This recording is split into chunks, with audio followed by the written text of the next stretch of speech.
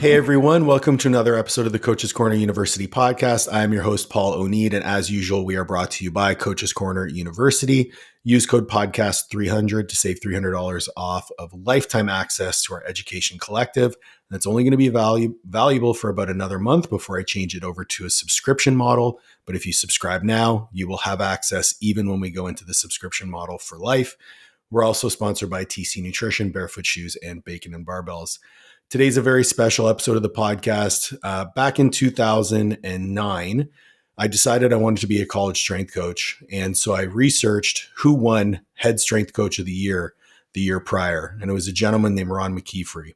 So I remember I sent him an email. He directed me to his assistant, Frank Wintrick at the time. And I drove down and spent about 8 months working with Ron. And it changed my life. In a lot of ways, it set the trajectory for everything that has become my career. And I'm grateful to be sitting across the table, so to speak, from Dr. Coach Mac. Oh man, freaking so fired up for you and all the success you've had, and just man, really cool to see. Thank you very much. And I mean, I've told a lot of Coach Mac stories on the podcast over the years or on different podcasts, especially because. And I want to highlight this, and I'm going to throw myself under the bus here. As a young coach, I was very, very stubborn, and you called me out on it all the time. And it wasn't until much later I think it was not until I became a head strength coach myself, where I was like, man, this guy knew way more than I allowed him to tell me. It's definitely the case. Yeah. So go ahead. I was going to say, like, it's something that I tell coaches all the time is, like, until you sat in that chair, until you sat in that head strength coach chair, you really don't have a concept of how to be a strength coach, Mm-hmm. and you're just a technician at that point. You're just focused on sets, reps, progressions, and regressions, and that's all you think about, talk about, do. And it's hard for you to understand things outside of that. But there's a lot of factors, especially when you're talking, organizational dynamics, group dynamics, all those things coming into play. That's the job. Yeah. And I mean, you've had the opportunity to be at a number of schools at this point with a number of staffs. Can you just give the audience a quick rundown of, like, if people know strength and conditioning and know college strength, they know who you are, but a lot of our audience might not be super familiar with that. So, like, what career trajectory? We met when you were at the University of South Florida. Where have you been since? Yeah, I just want to make sure, Paul, that I'm not seeing a waveform on my side. So do you see that? I do see a wave. It's just really small. Yeah, it's all good. Perfect. Yeah, no problem. Yeah, so I started. I played college football, a little small school in Kansas. That kind of led to an internship with Kansas City Royals in professional baseball. That led to a part-time assistant with the Tampa Bay Buccaneers. Head strength coach at age 22 in Europe. And then the head strength coach in South Florida, 23. 10 years there. Went from there to Special Forces, to the University of Tennessee, to Cincinnati Bengals, Eastern Michigan. And I stepped out. We adopted our 3 kids from the Ukraine. And they were going into high school. We were living apart from our family because we wanted to keep them stable when I was at Tennessee. And so I went to a company called Play and vice president of performance education. And what people don't really always know is that I was coaching a lot during that time. We'd set up coaching contracts with 28 of the Chinese Olympic teams, had a couple of professional rugby teams. Cool. Had Team USA football. And still doing that during the time. And then a buddy of mine got the head coaching job at Fresno. And so we hooked back up when our kids were graduating. And I've been with him at Fresno, Washington, and now at Alabama. Yeah, which is absolutely incredible. I had Coach House on the podcast a couple of weeks ago, and he was talking about having the support system at home. And I know that you're someone, even since we met, you put your wife on a pedestal. She is the one who takes care of everything for you guys and holds everything stable. Talk to me a little bit about how you've managed kind of the nomadic nature of the college career with being a present father. I mean, that's tough. It is tough, and I think the listeners, they need to know that if you're going to be elite at anything, it's not going to be a 50-50 split. Hmm. It's not the way it matches up. I think the key to this profession and anything is, it's to be 100% present when you get that time. So early in my career, I was 90. It was 90 strength and conditioning and 10% home. But when I Hmm. was home, I was 100% present. And, Mm. and that means that you need to work just as hard on that 10%, 15%, 20% as you do on the other. You have to work twice as hard to make sure that time's impactful, and so my wife would call me Disneyland dad, every time I got home because I would go out and I would do stuff with the kids and I would, make sure that those memories were great. And she got stuck with all the boring stuff, Yeah. but it was important for our kids at those ages to really have those memories, be impactful, um, because I was giving up being at Yeah. Little League football or cheerleading or lacrosse or whatever it might have been. And so I think, as you get older and whether or not you're in business or you're in strength, you know, I think that percentage gets more closer to 50-50. Hmm. But again, I think to be elite, you're always going to be skewed a little bit. Yeah, I couldn't agree more. And I love that you mentioned being present because I think it's very easy to fall into the trap of, okay, I'm working and I'm only at work. And people are really good at being only at work, but then they're home and they're still thinking about work. Mm-hmm. And I don't have children. I haven't been blessed with that gift yet, but I know that it's coming for me in the future. And that's one thing that I'm very cognizant of. And I hear from so many of my counterparts is like, you have to be present. You cannot have your mind elsewhere because they'll know. That's right. Yeah, for sure. I think one change, and especially when I do these types of things, and like I always try to give some tactical things. I Hmm. think you want to be able to walk away from listening to these types of things and implement something into your life. And so for me, one of the tactical things that I did early on was, most of my reading up until that point had been just strength and conditioning and how to be a better coach, right? And so when we got our kids, I changed things up to be, I would read a strength and conditioning book, I still to this day I try to read a book a week. That sometimes that looks in different ways, right? It might be an Hmm. audio book a week, it might be Right. an ebook, it might be something short, whatever condensed version. But I try to consume basically a piece of content a week, and I rotate that now. 1 week is something strength and conditioning based. 1 week is something family based, and then Okay. and then the third is something leadership based. And I rotate that on a 3 week cycle. And the leadership blends into family and work. Hmm. Obviously the family, but like I spoke at a clinic this last week, and then I made the comment that like if I said how many people have been to a strength and conditioning clinic this year, and they all raised their hand because they're at the clinic, right? So how many of you have been to a clinic about how to improve your family this year? And nobody raised their hand. Or Hmm. how many of you have done something to work on your family?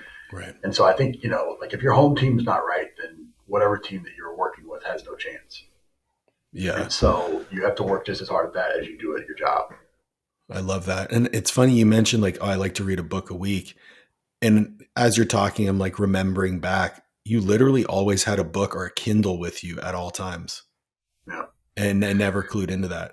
Awesome. That's wild. The other thing that I wanted to highlight too is when I got to South Florida and I saw what strength and conditioning was like, you were the only coach, and to this day, still the only coach I know at the college level, maybe with the exception of Coach House, who's always had multiple sources of revenue or multiple projects on the go. Why did that? How did that start? Like, how did you have the foresight to know? You were the one who told me. I remember the meeting. We were all sitting upstairs in the meeting room. You're like, name 5 strength coaches who've retired as strength coaches, That's and right. no one raised their hand. And and you kind of already had that foresight. Like, where did that come from? Yeah, I think it was two pivotal moments.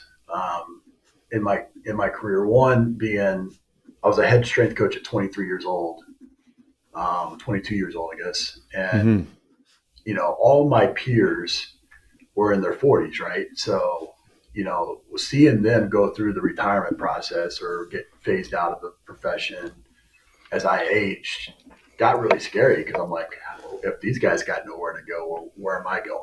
Mm-hmm. And that was one. The second one was, our head coach at South Florida got accused of got accused of hitting a player, which he didn't do. He straightened the kid's chin up like you would straighten up a face mask.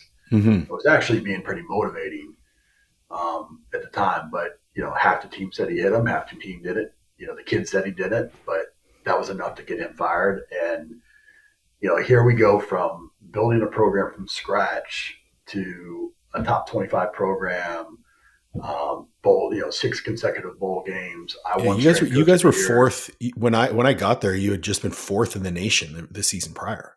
Yeah, I mean, we got up to number two at one point.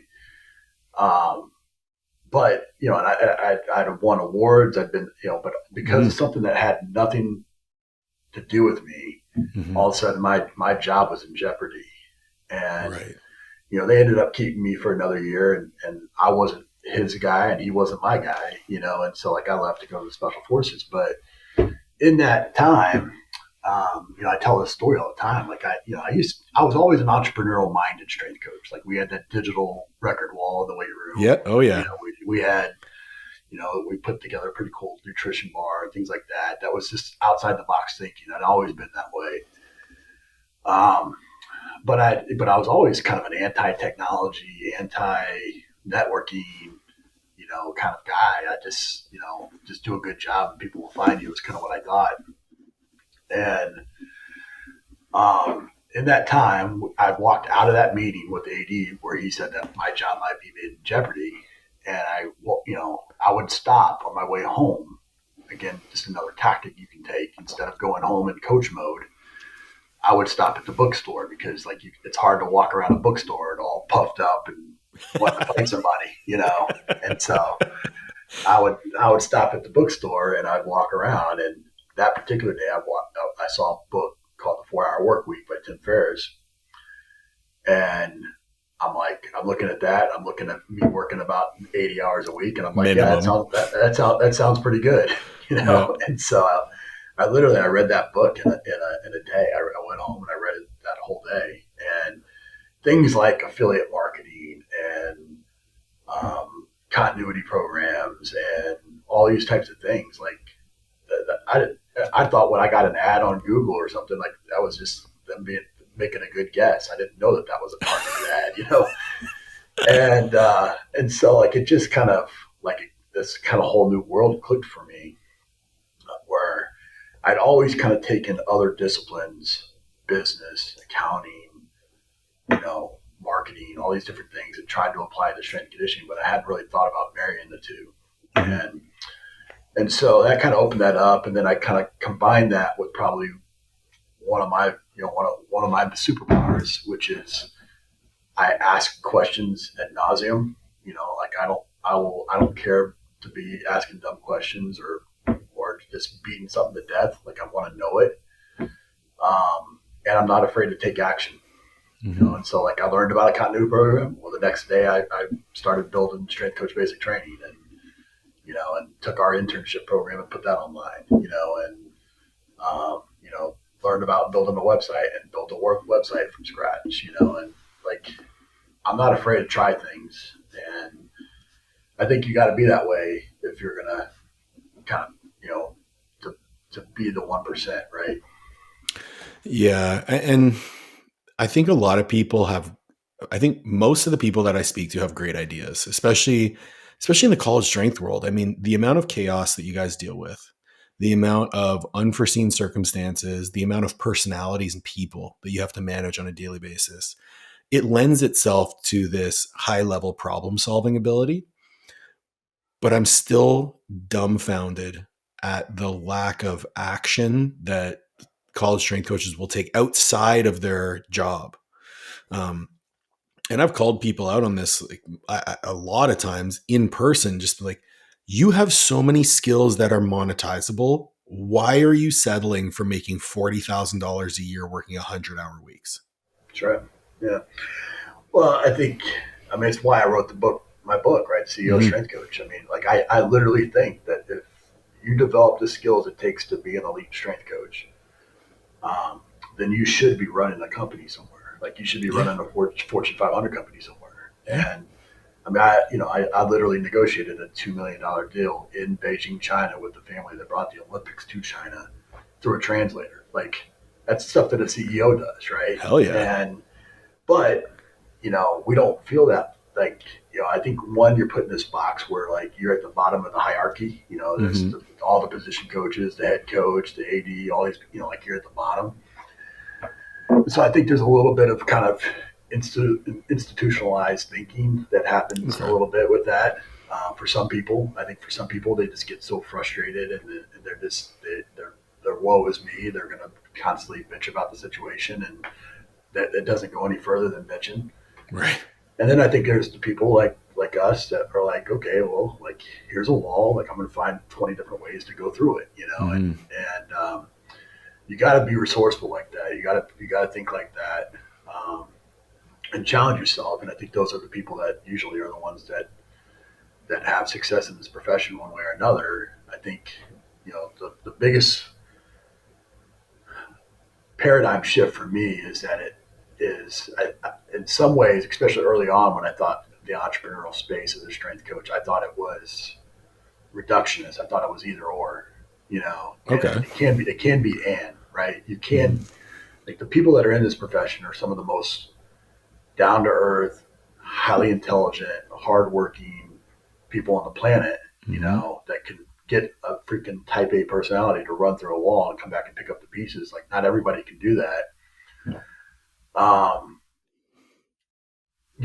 and the reason why they're good at it is because they're passionate about it. Right. They have purpose.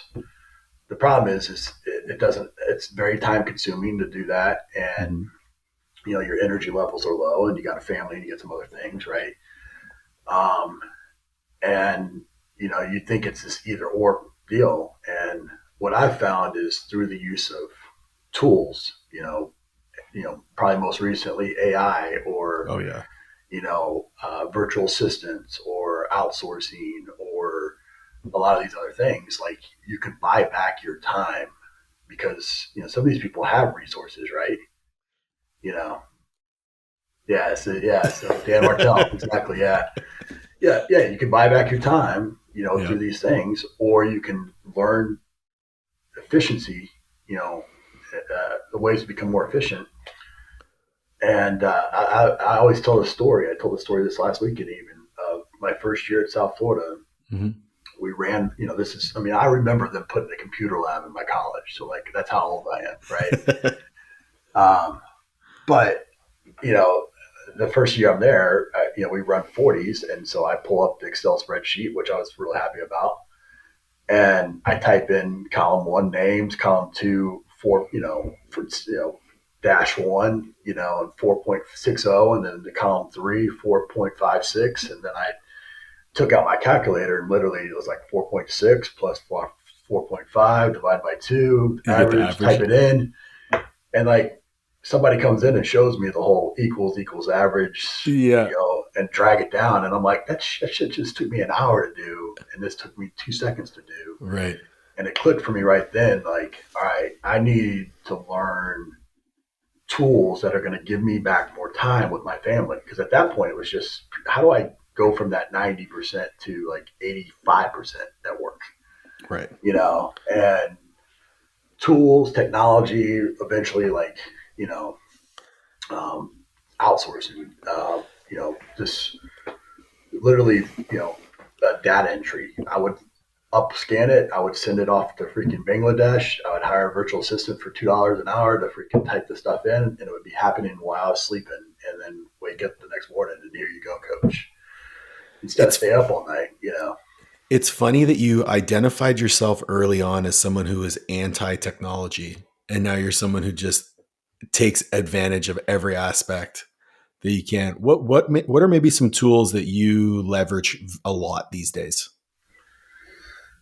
definitely artificial intelligence, I think, is, like where people use it wrong, right? Is they use it as plagiarism and they just copy and paste and, Mm-hmm. that kind of stuff. But like 90% of like 90% of a lot of things, writing a book, doing a podcast, doing a report, writing a emergency action plan, things like that. Those are things that like you just need to have like an idea, a framework, something Yep. to work with, and then you just go in and you plug it in to your specific situation. So like, Mm-hmm. writing an emergency action plan, it's be like, okay, instead of building A, I'm typing the freaking Navy Center, and I'm changing a few things, and Yep. you adapt it. And so like I think things like that, making logos now, where it used to be a freaking nightmare to get the graphic designer to do something for logos.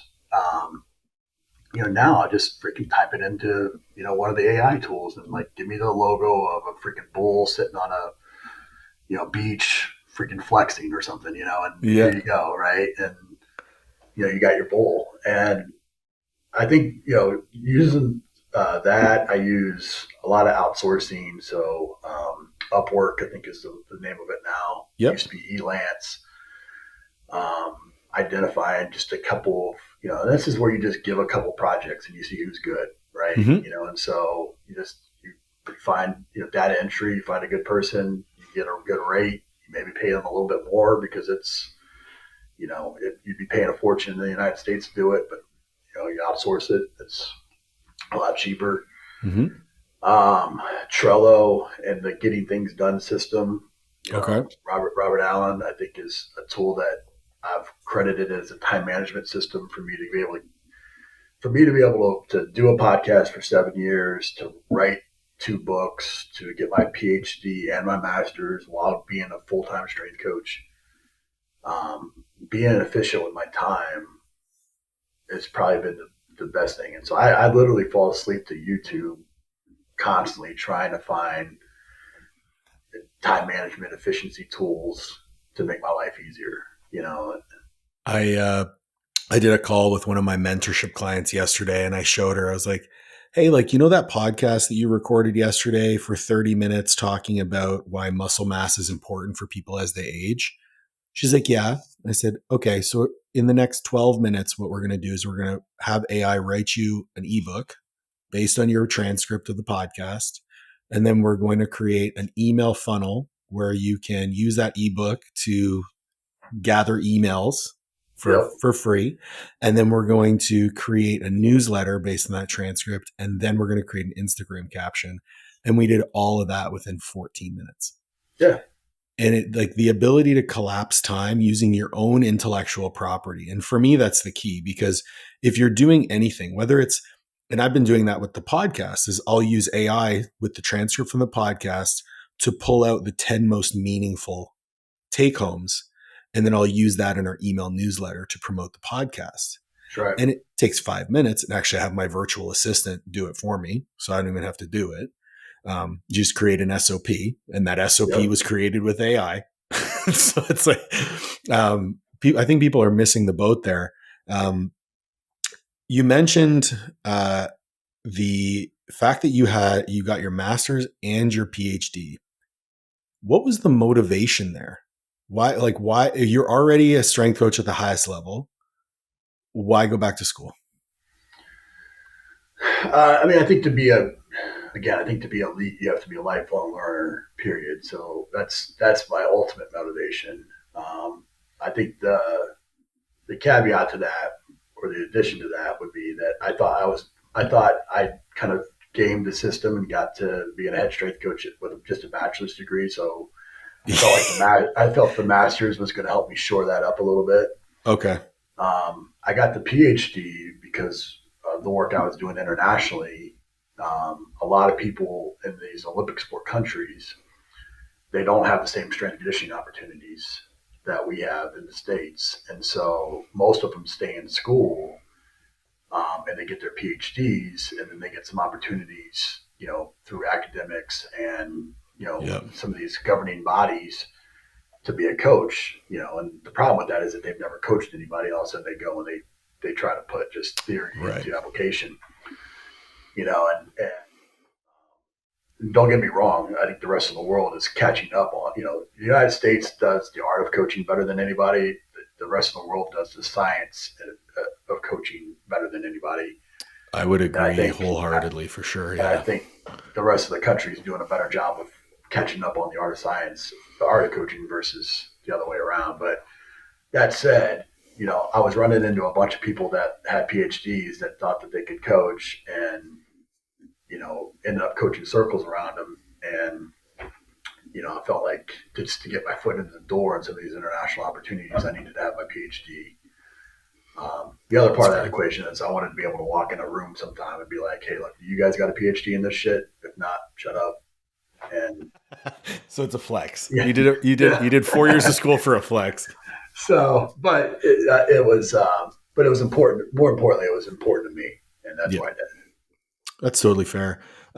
Something that I'm actually very outspoken about is the art of coaching. And if you would have asked me when we met 15 years ago, what was more important, it would have been science all day. Yeah. After I left South Florida, I went to go work with Todd Hammer at Robert Morris. He really, honestly, he beat it into me how important it was to be able to deal with people, to the point where he wouldn't allow me to read strength and conditioning books anymore because he's like, you can't deal with people. And now it's probably my biggest superpower is my ability to communicate and relate to people. On the scale of art of coaching versus science of coaching, if it was a spectrum, where do you think people make the biggest mistakes within that spectrum? That's a really good question. I mean, I think I'll answer it with I think there's more people that can see bigger results if they're stronger than the art of coaching because it's about influence ultimately, right? I love that. You Yeah. know, and I think a not very intelligent coach that is very influential can walk young impressionable minds down a path, to sometimes destruction, right? Mm-hmm. But I think, um, I think if you're rigid in the science, I think that that's also detrimental, Mm-hmm. and I think that, I think that's, like this for everybody that's listening, that's fans of yours, like the young Paul O'Neill stories, right? Like Paul was your classic technician. Like he was super smart, super determined, was the smartest guy in the room. Um, but like when you're standing there in front of George Selvey and whatever other guy, they're like, all right, get out of the way, Pipsqueak. We want to do it this way, and you told me verbatim. I remember walking into your office, and I've told this story on the podcast too. I walked into your office and I was like, Coach Mac, these guys don't listen to me. And you're like, why the fuck would they listen to you? You're a white kid from Canada who's never played college football. You have nothing to offer them. And I was like, that to me was, you knew how to motivate me. Like that was a huge motivator, light bulb moment. I was like, I got to do something to earn their respect. And that's actually what pushed me into powerlifting and competing in powerlifting because I immediately got their respect. If you go back even further, like the thing that you did right away is I think that you kind of niched a little bit to you saw the guy, you let the guy see you training, flipping tires and doing other things, Mm-hmm. and you were able to create some common ground that way that created a little bit of buy-in, and Mm-hmm. they started listening to you more when you were doing things that came natural to you, Mm-hmm. But when you were trying to kind of posture and I'm smarter than you, do what I say, it didn't work as much, Mm-hmm. and that's why you identified with Frank. Like Frank was super type A, super intelligent, super, but he also would rub guys the wrong way too sometimes, and and again, like,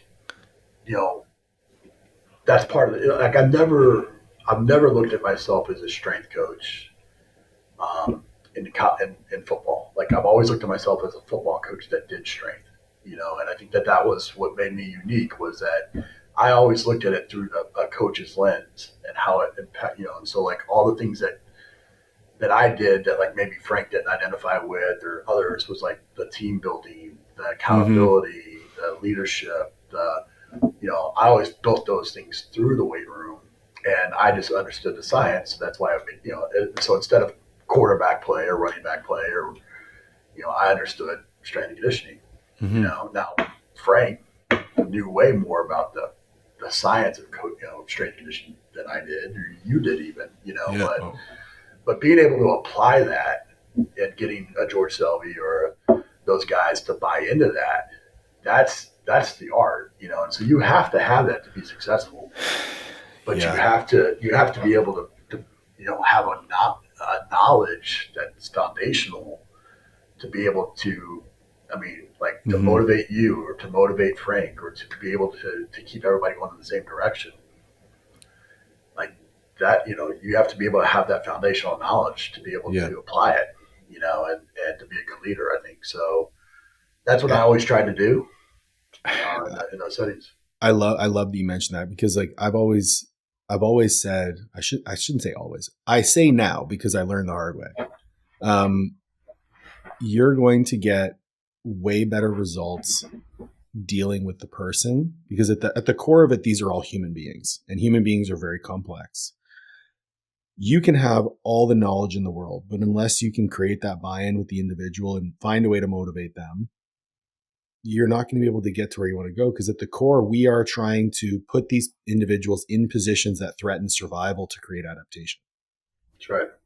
And when you're dealing with a football program, that's 100 people that are all unique. They're all if type you're A. yeah, and if you're so rigid, like you're in for a really tough time. One of the things that, as you were speaking, and you mentioned George Selvey, Jason Pierre-Paul, all these guys who ended up going, Terrell McLean. Funny story, actually. My wife and I were in Dallas, and we went to the Cowboys facility. Oh, is that right? And Terrell's name's up on the wall of like all the guys who are. I'm like, I coached that guy. And the tour guy was like, "What?" He's like, "I'm like, yeah, I coached that guy." He goes, "Terrell?" I was like, "Yeah." Yeah. But speak to me a little bit about whether or not the equation changes when you're dealing with an athlete of that caliber with that much pressure, that much earning potential.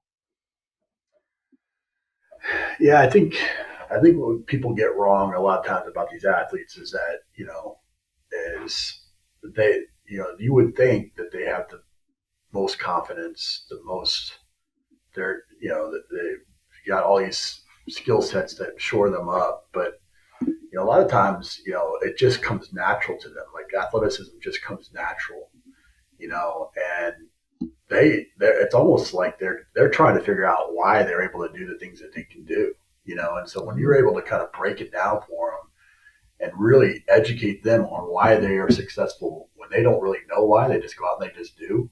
Mm-hmm. Sometimes that's powerful, and sometimes that's the way to motivate them, right? Sometimes the way to motivate them is longevity. I always tell the story about Warren Sapp. When I was with the Bucks, I don't think he could have pointed you to the direction of the weight room at Miami. Like he didn't, he just didn't like it, You just hit people in the face. He could he could rep 315 like it was nothing. And he would be like, why am I doing this stuff for the other bar, and it wasn't until you sat down. And at that time he was literally making 16 million a year. And it was like, dude, like you make $1 million a game. So like, if I can help you get just one more game on your career, it's another $1 million for your family. Right. So like, is that important to you to get $1 more $1 million for your family? And it wasn't until you kind of put it in that perspective that it to buy it. Right. Mm. And then sometimes it's just literally to not want something from them. They got so many people in their life that are transactional, and for you just to pour into them, you spell love TIME, right? So what you love, you spend time on. Like if you just pour time into them, they'll buy into you that way. So you got to find the levers, to really make them, to figure out who they are. We have our why meeting where I kind of ask 3 questions to kind of get to their core, and that gives me a good perspective. But like you got to figure out which lever to pull, and then you got to be consistent. That's the thing that's why people will always say like the strength coach is one of the most influential people in their life or in their career development, because they're the ones that are consistent. When everybody else is Mm-hmm. patting them on the back and want something from them, you're just like, dude, why didn't you get your 10th rep? You know, Mm-hmm. and there's an appreciation for that. You think the NIL has changed anything? Have you seen, like, because you've been in it like through the whole process, and now you're at one of the biggest program, or the biggest program in the country. How's the Yeah, NIL changed the game? it hasn't changed the athlete in that Okay. they still want to be great. They still want to have success. They still will appreciate accountability and hard work ultimately, and the problem is filtering through all the junk that goes with it, and I think it's just another lesson. And,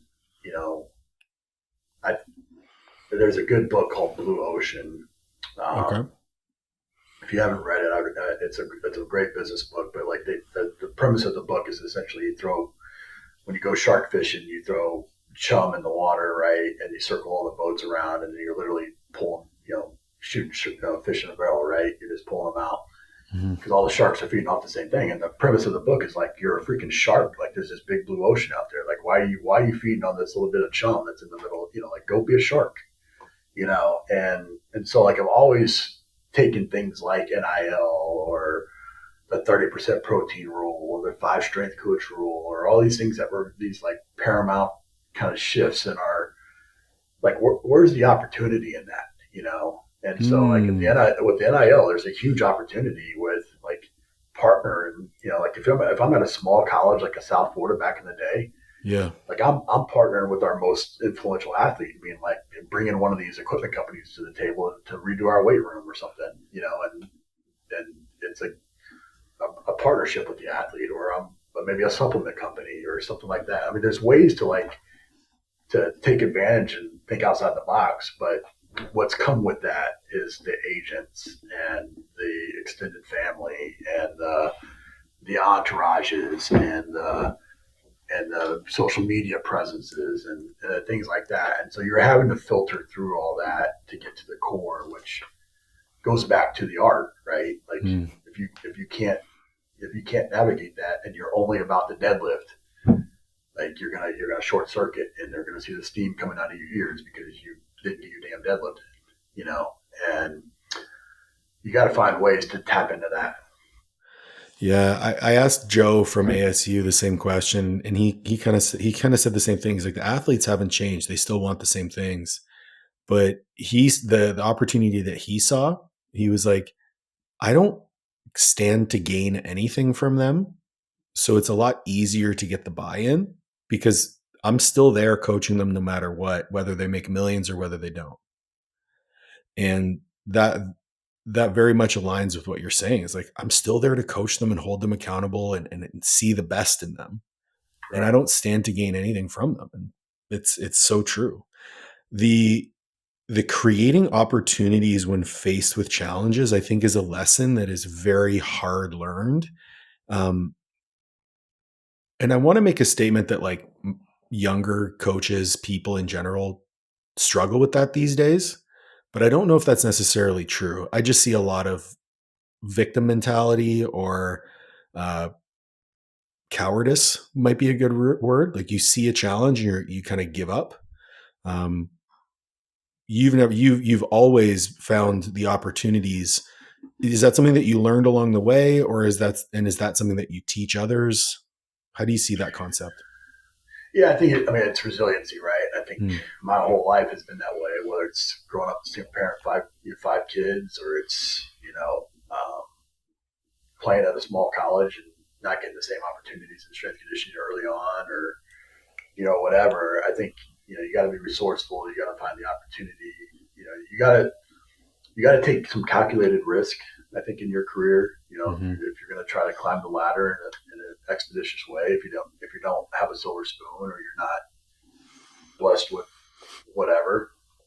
Um, but yeah, I would agree with you. I think that there's less and less people that are thinking like that. But I think there's also, again, the opportunity there. If you do just a little bit, is you're going to separate yourself in a big way. And That's so true.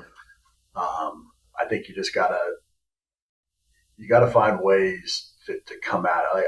I just, again, it's a blue ocean. It's when everybody goes right, I'm looking left. Like, where's the opportunity? Where's the differentiator?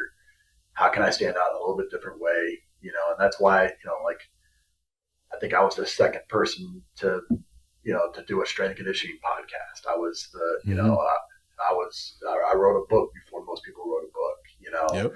like, I think when you take some of these calculated risks, I mean, I definitely remember people making fun of me for doing a podcast. I definitely remember people making fun of me saying, like, you're writing a book, And I'm Doing not saying that doing DVDs. I remember you were doing yeah, DVDs back in the day. Yeah. yeah, you guys, I'd have our interns do a DVD and I would sell that, Yeah. and it wasn't like I was trying to make money. Like, the money was cool, but like I was doing it because it was stacking skills, Mm-hmm. editing, marketing, It's a great way to look at it. positioning. I was Yeah. stacking skills that now to this day, like, I'm able to apply in so many different ways, and so, yeah, I mean, was there people that made fun of me? Was there people that thought, like, whatever? And I just didn't care. When you look back, let's say 22-year-old Coach Mac, first time head strength coach, to where you are now as special assistant to the head coach of the biggest football program in the country, what would you say is the biggest paradigm shift that you've had in your career? Yeah, I say from a coaching perspective, I always Yeah. say that it is not confusing passion with emotion. I Good would one. have, I would always have an emotional response to a guy being late, a guy, a coach, pissing in my Cheerios, an AD not seeing the value of this or that or the other. And I would have this emotional response and it would set me back versus, I was trying to demonstrate passion that giving resources gives back to the athletes. Like, I spend all day, every day thinking about strength and conditioning and how to make your athlete better. Why are you coming into my area, Mm. um, or, whatever. Right. And so, like, I think taking a pause, just because, like, an athlete shows up late, doesn't mean that you have to be any less disciplined in your program. Doesn't mean you Right. have to have any less accountability. You can just take a pause and be like, okay, wait a minute here. Why are you late? Okay, you didn't wake up, or you stopped and your car broke down, or what? Okay, cool. Well, our policy here is that you do your up downs or whatever, and we're going to do those. But I'm glad you're okay.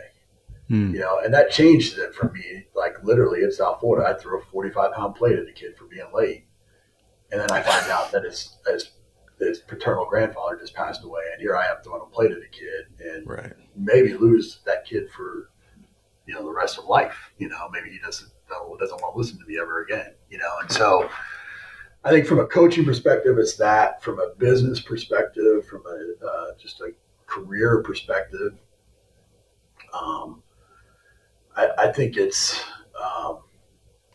I think it is that lifelong learner. Like, I you know I think it's lifelong learner, and I think it's calculated risk.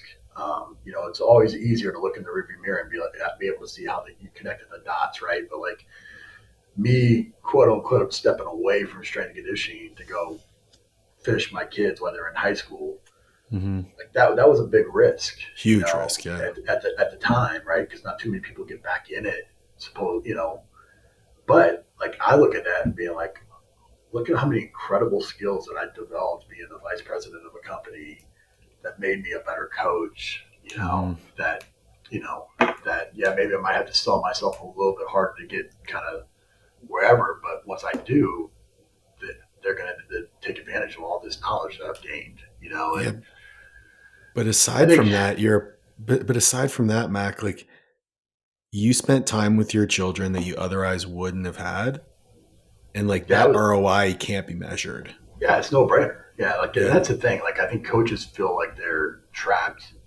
Mm. You know, um, and that's why maybe they don't extend themselves past the time, to do some of the things that you're talking about, or they don't take some of these calculated risks, or they make themselves small because of the position that they're in, or whatever it is, right? I Mm-hmm. think, you know, think you don't have to be reductionist. You can be thinking like, I can do both. I can do all this. I can be, this well-established, speaking on the international circuit, doing all that, and still coach maybe high school strength and conditioning, and like my dream now, like this is what I'm working, been working on is I got two dreams now. Like one is I want to be the high performance director for NFL International. Like I want to grow the game using my skills, Cool. internationally. The other one is that I want to get some of these equipment companies or whoever to sponsor me to go in and take an inner city high school and completely gut their weight room, redo it, and then put me in there as a strength coach, and then put a documentary film crew with me and watch what a good coach can do in a community, and see the transformation that happens. I'd watch that. 100%. I'd watch that. I think a lot of people would, and I could care less if two people do it, but like Right. that community would be transformed, because of back what you said at the very beginning of this is that, there's the people that are in this profession are some of the best on the planet, and it's a shame that you got a master's degree, you've got all this experience, and you're freaking fighting over a $20,000 position, $30,000 position. And I'm not saying don't do it. Mm-hmm. I'm saying because that job is probably one of the most rewarding jobs that people that are making triple that would freaking give their right arm for. To have that opportunity to get those experiences, to have that opportunity to impact those kids. It's a noble job, but you don't have to put yourself in the poorhouse to do it. Like you can create some of these other revenue streams, some of these other things to kind of allow yourself to do what you're passionate about. I think if I had the foresight that I do now, I think I probably would still be in coaching. Because I mean, you mentioned the amount of the reward that you get from being in that room, like that 17, 18-year-old to that 22-year-old. There's just something special about that age group, especially with young men. The impact that you can have on them that will take them through the rest of their life. There's something truly special. And I'm sitting here, you mentioned $20,000 a year. Like I make 15 times that doing what I do now, and I still miss it. Yeah. And it is something special. I actually had a question that I totally forgot about because I was so into it. How about this? When you think about, the people that I usually ask people about like mentors that they've had, but I'd like to know what some of the lessons that you've learned from the athletes that you've coached. Yeah, I've coached a lot of really incredible athletes. I mean, just most recently we had, 3 first rounders in, last year's team. We, Max Crosby was a freaking 200-pound, 6'5", 200-pound gangly freaking string bean when he came to the weight room, looked like a skater dude, when we first got him. I think it's a good question, because one is, I think everybody that you touch in that role is going to have influence over somebody. They're gonna be the leader of their family. A lot of them are going to be the leaders of their community. They're gonna touch this world in some kind of more impactful way than the people that most people deal with. Yeah. And so when you're leading those people, you have an obligation, I think, to try to to give them the tools to be able to support that. And so even that freaking third string, fourth string, walk on offensive lineman that can barely walk and chew gum at the same time, like that kid is going to be special. Some, like in our room, like he's the worst kid on the team, but outside of there, he's got this community of people that like all looking at him like, man, like come, and so like that was something that I think when you get in it early on, I think a lot of people just only want to focus on the stars. They only want to focus on probably more so than anything. I've learned that every single one of those guys, and even the ones that are those guys, sometimes they're the ones that have the most influence outside of ball, and you have a chance to help shape that. I think I think another thing that I've learned um, is I do think that there is this misguided view of these guys that they're just larger than life, freaking armor piercing, Mm-hmm. you know, deals. And I always tell a story to I always tell our coaches, whenever we, have an issue with an offensive lineman, then I'm like, all right, what did you do when you were in third grade and the kid was freaking 200 pounds and 6'4", and everybody else was, Yeah. 4'11" and 60 pounds? Like, what did Right. all those kids do? They made fun of the big kid, Yeah. and they made that kid small. And that mentality doesn't change, right? As they get bigger, Yeah. they have that still in them. And so, like, there's these big giants, but like the amount of men that have cried in my office, over some of the things that, like, you're like, what, how's this affected you like that? Yeah. Um, and so, I think, the responsibility that comes with that is probably a weight that I didn't anticipate, but Yeah. No doubt. it's probably also one of the most rewarding things about the job.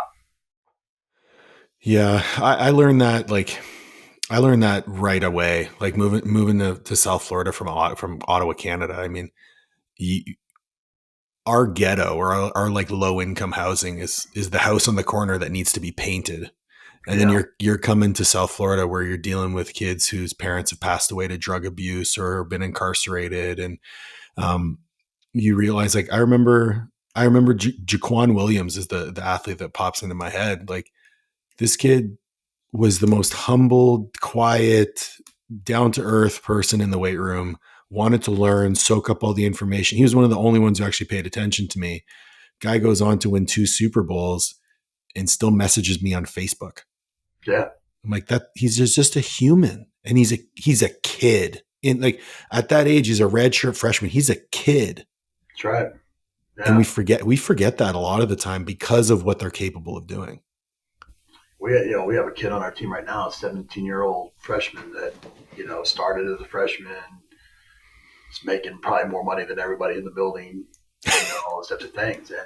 And yet like, you forget the kid just wants to be a kid. Like, he just wants to go play video games and freaking, Yeah, like, he doesn't, so, like, I think, again, that empathy that you have to develop, I think, yeah, is hard for young coaches to grasp. They just want to just do, and you got a job, I got a job, and, but, like, the minute that you connect with them on that level, like you did with Jaquan, like, hmm you got that kid, like, if for life. you get the kid for life, but you can do it with just a little bit of work. Yeah, It doesn't take much to develop that kind of relationship with some of these guys because everything is so transactional in their life. So that's true. when you talk about the NIL piece, like, that's making that part, like, like the stuff that I do, like, it's making it even that much more important, Yeah, because they need it that much more, and so I think just in this field, like, being that lifelong learner, hmm looking at other disciplines to grow your discipline, those are the things that are going to set you apart. And then, there's a price of admission, and sometimes that's, salary, sometimes that's freedom, sometimes that's a lot of these different things. And, I, I wrote a book that I actually never published called Overtime. hmm And the whole concept of the book was basically is how do you build stability in an unstable world in coaching, right? And you do that by creating these different revenue streams, And so, like, again, I think finding those things for yourself, finding out where your USP is, your unique selling proposition, and things that you can do naturally, things that you're already doing that you can replicate yeah. in other ways, those are the things that are going to allow you the freedom to be able to do what you love to do, that you're passionate about, that all your friends and everyone, the rest of the world, are freaking jealous of, because you've created these different, foundational elements in your life. What do you think are let's say your top 3 books that you think every young strength coach needs to read outside of strength and conditioning.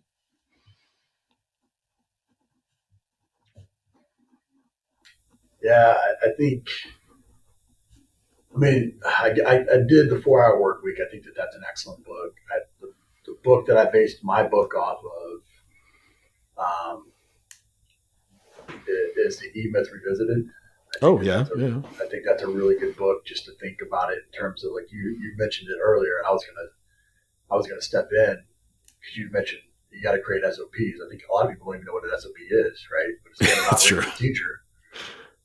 Like creating systems and processes and being able to pass that on. I think E Myth Revisited is a good book to do that.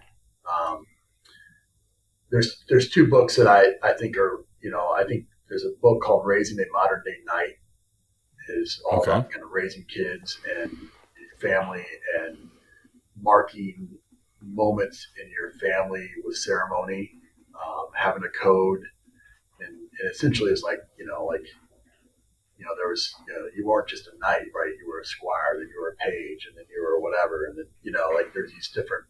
And it wasn't society that said that you moved from squire to page. It was your community, and so like having a family and really like defining what that code for your family is, defining when people like, all right, you're not an adult just because you're 18. You're an adult Mm-hmm. when we say that you're an adult and you live like an adult, and so I think that was a really good book. I think there's a book called Need for God's Sake that I really like, that I think is a very good one in terms of like understanding that all the people in your life have a role, all the people in your life are important, and you never know who's going to be a person that can help you on the next step of your journey. And so in that book, it talks about a janitor that all of a sudden is really this kind of really impactful person, that affected everybody, but most people just look at it as janitor, and I think sometimes as strength coaches, you feel like that, right? You're put in the basement and you're put in the dark, and you have this important job, but I do think that it's the reason why some of us gravitate to it is because the amount of stuff that you can do from that position is rewarding, and it keeps you young, and it keeps you healthy, and it keeps you motivated. And again, I mean, I'd blow my brains out if I had to go in the freaking gym every day and just train 5 people and walk out. Like, Yeah, no thanks. it's not, so yeah, I think those are some good books. Five Love Languages, I think, is a great one from a relationship standpoint. Atomic Habits, I think, is probably popular and Oh, probably that's been said a great. Great lot. book. It's a good one as well. I like that you mentioned your like building relationships with the 5 love languages, because that's actually the question that I forgot earlier and I want to touch on. You're someone who, I would say, networking is a superpower of yours. Your ability to create meaningful connections with other professionals. What are some tips that you might be able to share with the audience on creating relationships, networking, and then leveraging those as you move through your career? Yeah, I think it starts with not being afraid to reach out. I think Okay. so many people. I think so many people like they're like, oh, Paul Mead. I mean, he's freaking making 15 times what I'm making. Like, why would I? Why would he talk to me? Yeah. I think there's people that are intimidated by that, by the position, by the person, whatever. I think you know, um, fortune favors the bold. And I think reaching out. I think that starts that process. 2, I think um, giving having a mutualism type of approach, right? Where I'm giving, and so that may be just following, that may be just commenting. Like I always remember Brian Mann would say, like, don't send me an email. I get a million emails, but like I only get like 3 tweets or 3 retweets, and I look at every one of them, and so like because he's trying that was important to him at the time, I guess, Yeah. and I just think that you find where like you're building this podcast. Is there a way that I can help you with your podcast, share your podcast, comment on your podcast, do Hmm. things like that to where you know, I'm like, who's this freaking Ron Mckeefery guy? Why is he? That's pretty cool. Like, all right, so when he reaches out, I'm willing to spend a little bit more time with that person, Right. And then I think being a connector rather than just be somebody that when you tell me that you're trying to do something, you're trying to get in the NFL, you're trying to get into college, you're trying to write a book, do whatever, going that one step further and immediately saying, okay, I'm going to send this email to this person and connect them. They're one step further. I think that's I always was good about finding somebody that was just not somebody that was 15 steps ahead of me. I would always find somebody that was just one step ahead of me. And I would try to knock those out as quickly as I can. And I would hit those 15 steps faster than the person that was trying to do it in one big fail swoop. And I think that's one of the reasons I asked a question in my podcast for all those years is what was one of the biggest mistakes you made and how you learned from it. Because if I can avoid the different mistakes that you've made, then I think I can get there faster. And so I think, doing that, and I think just being a good person. I think ultimately, don't always have an agenda. Don't always reach out just when you need something. I have, right here, so can't really see it, but I have a list of, I have, let's see what it says. I got annual, so 52, so one a week. I got semi-annual, 26, so every other week. I have quarterly, which is just once every 4 months. And I have bi-monthly, once every month. And I have a list of people underneath each of those. And every day I pull this out. This is in my little journal book.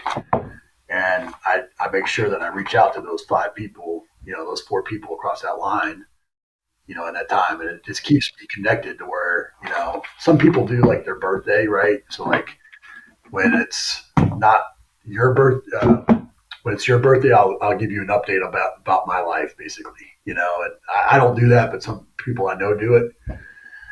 But it's kind of a good way to like, hey, happy birthday, and also here's what's going on in my life, and just so you're up to date.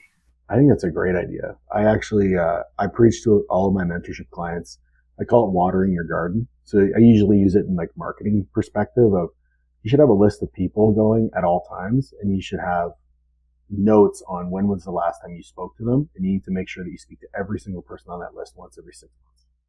It's a good tool that you're talking about earlier. Like most coaches, I mean, some of you, I know a lot of your people are business owners, but even them, a lot of business owners don't have a CMR, you know, and just getting a No one CMR does. just getting a coach as a coach to have a CMR and track birthdays and where people are and what their address is, and and having a little QR code. What's the business card that is able to, hey, let's update this really quick. Those are, again, it's just all ways that you can just make that streamlined and easier and, effective. So I don't have it on this case. I just got a new case, but I used to have a little QR code on the back of my phone that was just scan that would be all my contact information. And they would, and I'd just say, send all that same stuff back to me. Well, listen, now you're famous. You got to keep that private. You can't be giving out your phone number all the time. I'm not famous at all, um, but if you had a billboard on the side of the highway and it could have any message that you want on it for everyone to read in this world, what would it be? oh man, I mean that's I mean, a quote that I've had in every weight room that I've been in is a relentless pursuit of continuous improvement. And so, like, never, always having a white belt mentality and never thinking that you've arrived, I think, is something I've just lived by. Like I've never, like you said, like, all right, you've done this, you've done that. Like, I'm always working on something that different and new and different outside the box thought process. I think doing that, I think will keep you moving. I think there's too many coaches that get used to writing the same programs, working with the same athletes, and they do a cookie cutter approach, and it's convenient, easy for them, and they think that they're doing it. They think that what they're doing is they're giving more time back to their families, or they're trying to strengthen something else. But you really dig into it, a lot of people aren't. They're like, I don't know if this dinging's going off of you guys, but I'm getting freaking pummeled with messages here. But I think you got to have this relentless pursuit. I think the other thing is there's so many times in my career and seeing it in this business where people take advantage of people in so many ways. They take advantage of their kindness. They take advantage of their time. They take advantage of their resources or whatever. And, I used to take that really personal, and I think, but I've seen enough moments that, players. Was Maurice Tucker at South Florida when you were there? No, I don't think so. Okay, so Maurice Tucker should have been a first round draft pick. He ended up being like a third or second. I can't remember what it was. But long story short, him and I were oil and water. Like, just did not get along. He was always late. He was always missing. He was always, didn't work hard. And then it was just a constant battle. And I just stayed the course. And he got, his pro day, he basically comes to the pro day high. He's got a bowl of like water and a rat dog. He's walking around to the scouts asking for water for his dog. He doesn't have his cleats. He borrows cleats, does a tuck jump, and runs a 4.3. And, it gets drafted. And then ends up getting court mandated military service. And one day I'm sitting in my office, and this is a guy that I thought, like, this. I didn't reach this guy. This was one of the few guys that I didn't connect with. I didn't reach. And I took it, like a personal and failure on my part and all that. And about 6 years later, I'm sitting in my office like this, and here comes this freaking stud walked in the door with his Marine uniform on and a freaking tear in his eye. And he's like, man, Coach Mac, I just got to give you a hug. You're the only guy that wouldn't put up with my shit. And wow, I got goosebumps. So it's like, that's you don't know when these people, like, when you're doing what you're doing, you don't know when they're going to flip and it's going to pay off. But if you're just consistent, so I think be kind and recognize that, that all these people have a role in your life in some type of way, and you have a role in theirs, and leave it better than you found it. So maybe leave it better than you found it would be the other thing I'd put on a. I think that's the title of the podcast for sure. The last question I have for you is if there was one person that you'd like to see me interview on this podcast, who would it be? But the caveat is that you have to help me get them on the podcast. That's a good question. Somebody that I think your audience, who is mostly coaches that are entrepreneurial minded, right?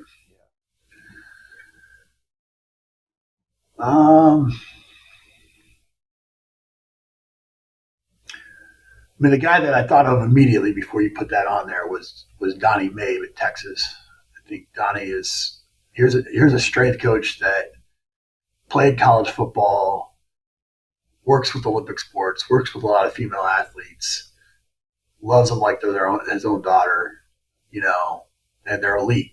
They're volleyball players at Texas. They're, track Olympians and, all this stuff. But this guy is married, so many of them. He's been on freaking late night TV. He's been a guest on like David Letterman or one of those shows. Really? Like, yeah, he's like the most interesting man in the world.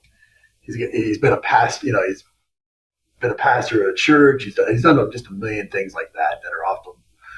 So I think he's a really unique person that I think has a different perspective. But having him help you, I think somebody in the tech world, I think would be, would be somebody that how do you scale up some of these solopreneur type of roles, and multiply yourself, I think is probably a pain point for a lot of people listening. For sure. Listen, Coach Mac, I really appreciate your time here. I know things are pretty crazy this time of year, and you took the time out of your day to meet with me. I credit my entire career to you, my man. Like, you gave me the first shot, and I couldn't thank you enough. Oh man, well, you've earned everything you've gotten. And it's really, really, really cool just to see the impact that you're making in your community. I know how difficult it is to do this type of stuff, and to put yourself out there like that, and to bring knowledge and shit and content and those types of things. I know how hard that is. So I have a lot of respect for that. But like I told you in day one, man, when I saw all you interns in the room, and I said, I can't pay you, but you have me in your career for the rest of yours. So, or rest of mine. So that's always the case, man. So I love being on here and love seeing what you're doing. And we got to do a better job of staying in touch, man. I agree. Thanks, Coach Mac. I'll have links to where everyone can find you and your books in the show notes. And thank you, everyone, for joining. Please make sure to like, share, subscribe, ring the bell for notifications, and we'll catch you on the next one.